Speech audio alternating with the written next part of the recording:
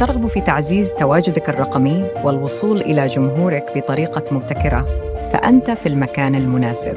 انا بعمل محتوى على السوشيال ميديا ازاي؟ تعال اقول لك على فكره مجنونه بعمل بيها محتوى على السوشيال ميديا وبستخدم فيها الذكاء الاصطناعي كله من اوله لاخره. هتعمل سيرش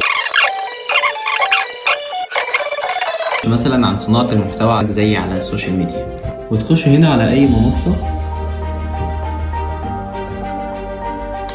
هتاخد كوبي للعنوان بتاع المنصه وتخش على تشات جي بي تي، تختار نيو شات، اديله اللينك اللي احنا خدناه، تقول له اعمل لي بوست، اكتب لي فيه